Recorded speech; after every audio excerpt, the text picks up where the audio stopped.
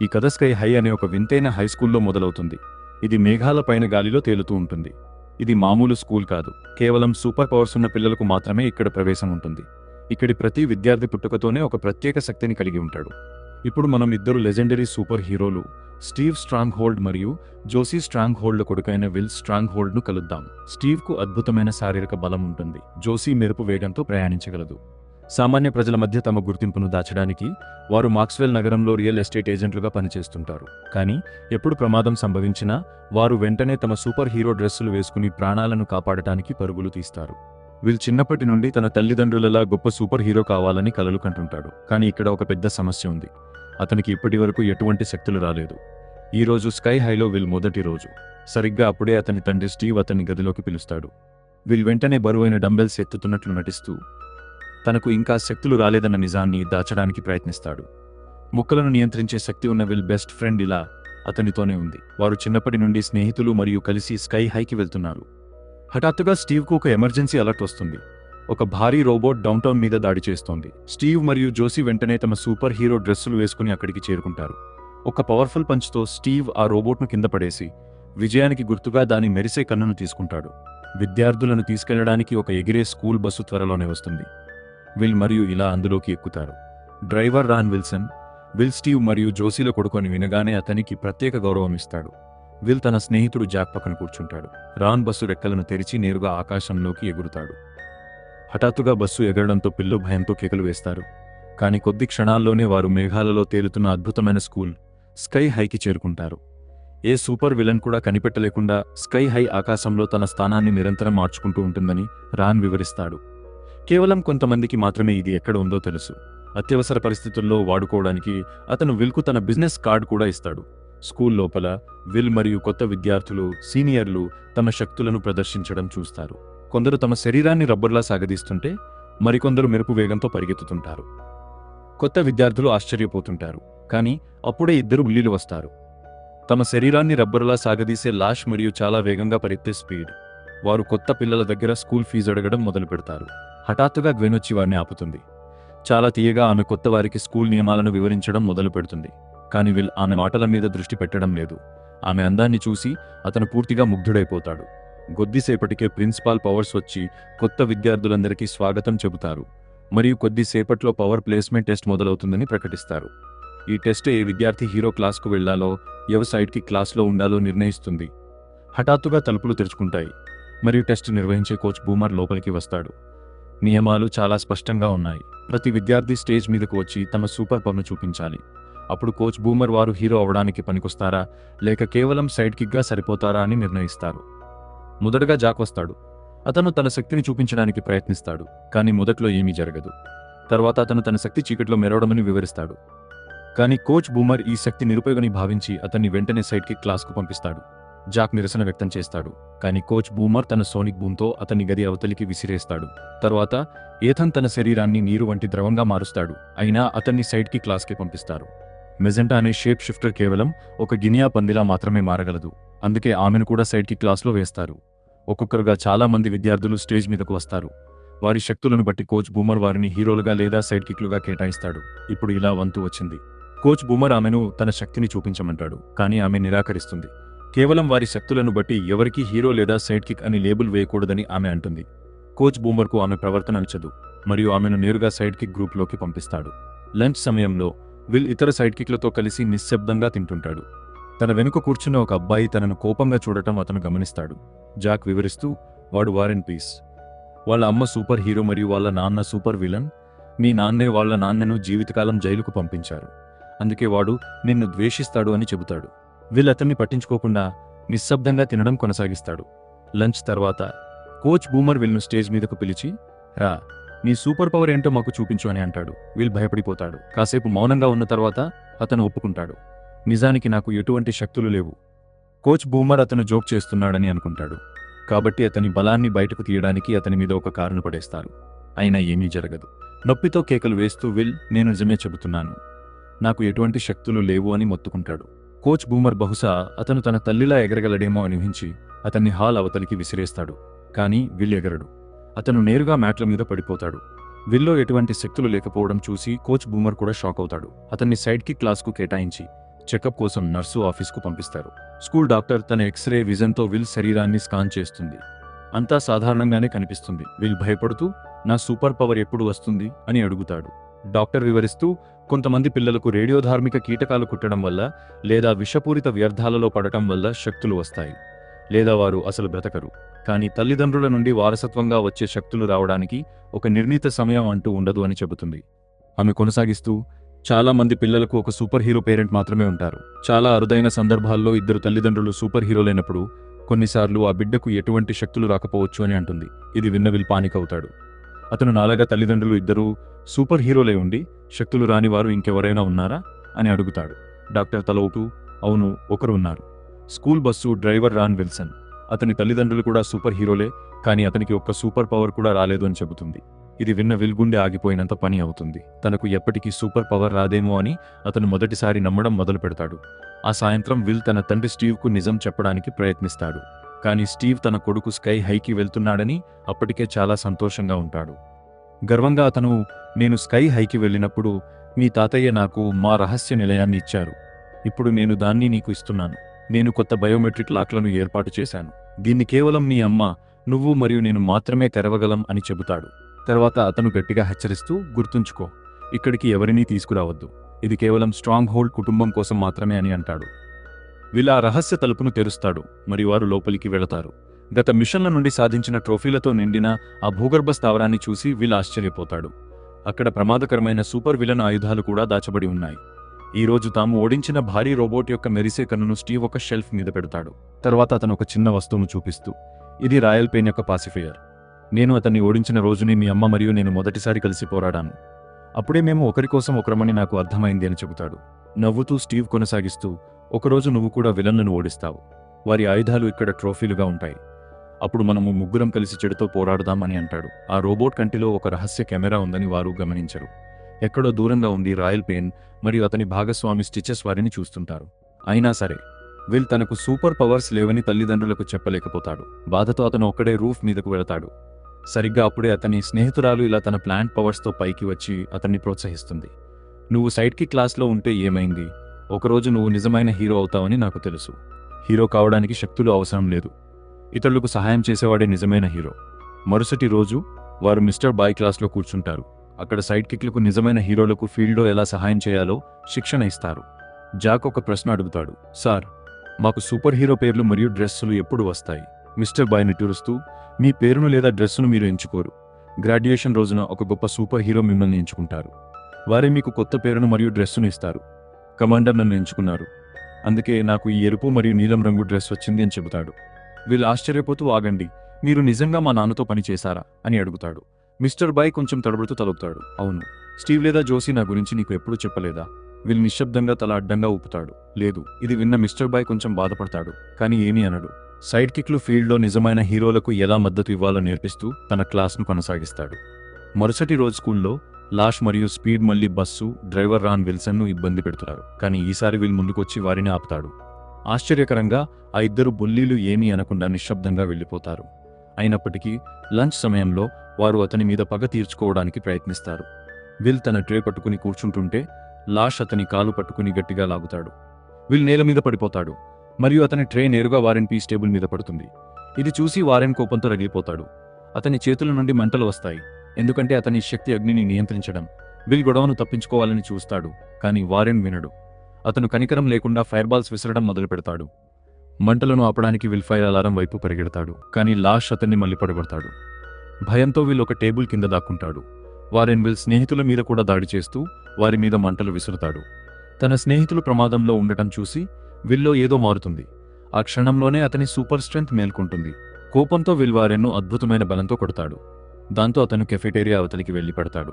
Warren ఇంకా కోపంతో మళ్లీ దాడి చేయడానికి వస్తాడు, కానీ ఈసారి విల్ త్వరగా ఒక ఫైర్ ఎక్స్టింగ్విషర్ తీసుకుని అతని మీద స్ప్రే చేసి మంటలను ఆపేస్తాడు.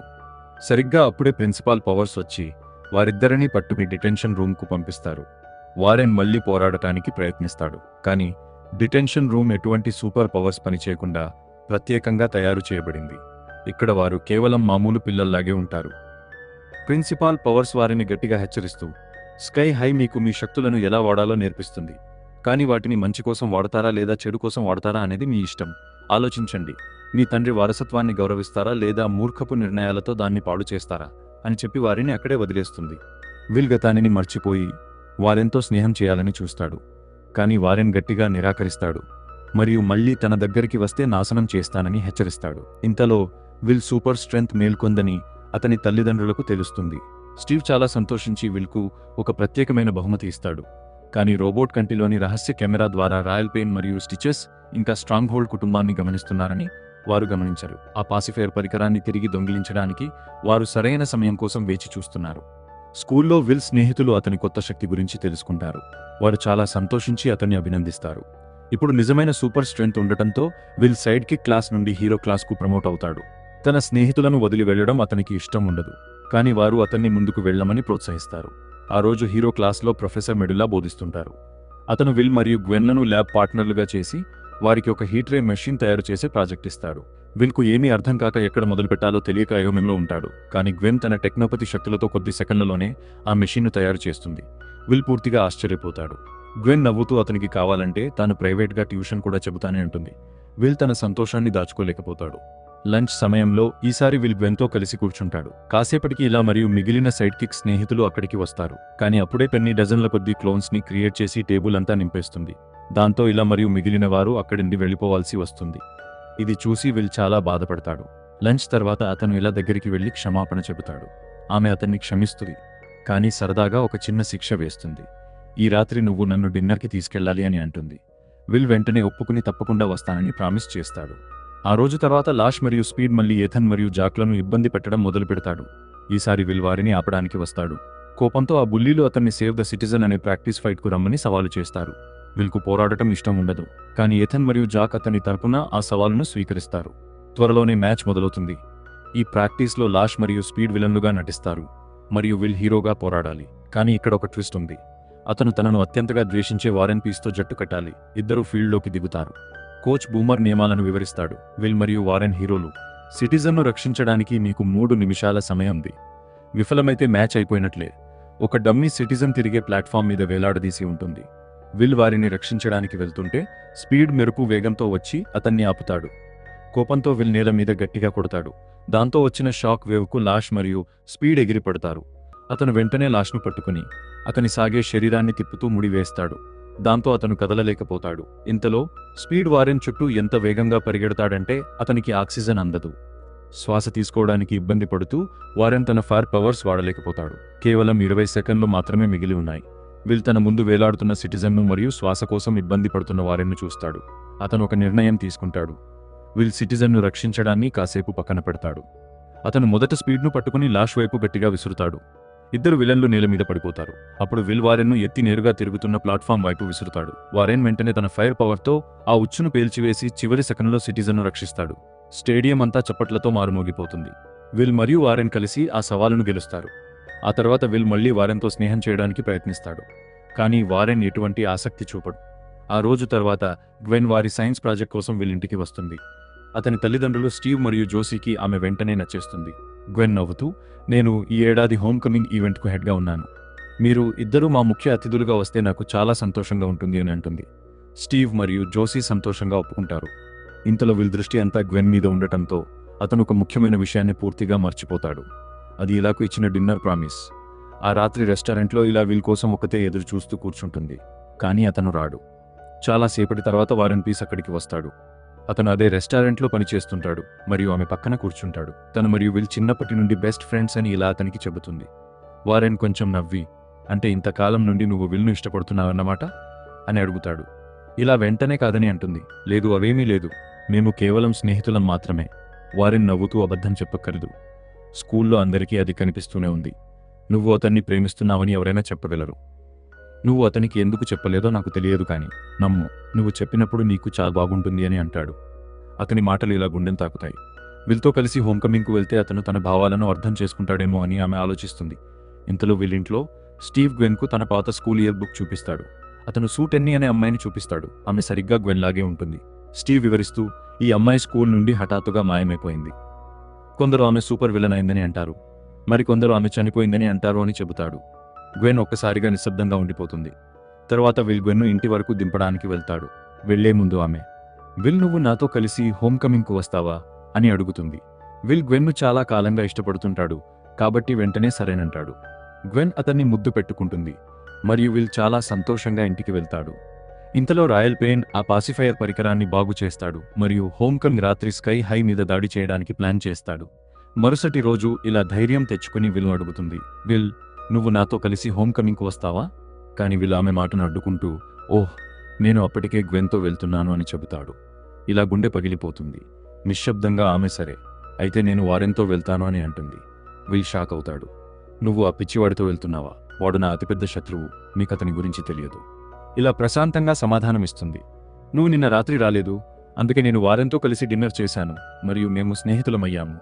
లంచ్ సమయంలో ఇలా ఇప్పుడు వారెన్ మరియు ఇతర సైడ్ కిక్లతో కలిసి కూర్చుంటుంది. ఇది చూసి విల్ చాలా బాధపడతాడు.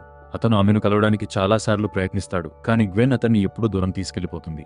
ఒక రాత్రి స్టీవ్ మరియు జోసీ ఒక సూపర్ హీరో మిషన్ మీద వెళ్తారు. దాంతో ఇల్లు ఖాళీగా ఉంటుంది.